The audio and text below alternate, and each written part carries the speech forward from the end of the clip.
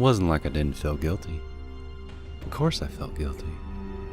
But a man's gotta do what a man's gotta do to stay alive sometimes. And even as I gazed at the tank containing Mr. Fish, the final capture of my assignment, all I could do was give him a sad look and walk away. What else could I have done for the poor guy without putting my own neck on the line? The part that really sickened me about myself was the ease with which I went through with it. I've done a few things that people would consider extreme, but I never betrayed anyone. I mean, they all came. All I had to do was set up some traps, maybe a firing squad with some tranks, and bam, they were all contained. Yeah, whatever. I'm sure they all hated me before anyways, ever since what I did with Sweetie. Everybody's been wanting me dead. Yet, it wasn't that difficult when I captured her this time. There she was, walking through the forest, a gun in her hand that seemed so out of place in such dainty little fingers. She was searching for me. I came out from my hiding spot and looked her over. She was still as beautiful as she had ever been, and I couldn't help but feel a little flustered. Hello. Afternoon. And she began to pull the trigger. But no one is quicker than me. Even as her first shot whizzed by my head, she collapsed.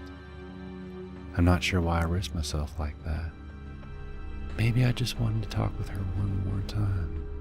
I leaned over and pulled out the dart from her neck. And then I just stood there for a moment, looking over her prone body. When I touched her, it still sent shivers down my spine. I even took out my knife and held it less than an inch from her skin, considering cutting her again. But I didn't. I'm not rolling that way anymore, and I did need to drop some old habits. Was it really my fault in doing this? I didn't have a choice. I mean, I was discontinued. And then Stripes comes after me. Me being on his list and all. My only way to live was to join the guys who would protect me no matter what the cost. They helped me get Stripes. So I guess I owed them a favor after that. A favor big enough to keep me catching all the others. Like the one that was behind me. I walked down the long hallway from the containment chamber to the office of my new boss. A true mastermind, if there ever was one, and always dedicated to his cause. It was really a silly cause. Secure, contain, and protect. What kind of bullshit was that? I opened the door to his office. "He's caught, boss," I said to the man behind the desk. "Oh, good work," said the man. "Suppose I'll be taking my leave now?" I nodded to the man. Not so fast. We can't just let you go out like that." Can't say I wasn't expecting that. Still, there were other ways out. I've done my job. I could give less of a shit about how much they want to study me. I was getting out.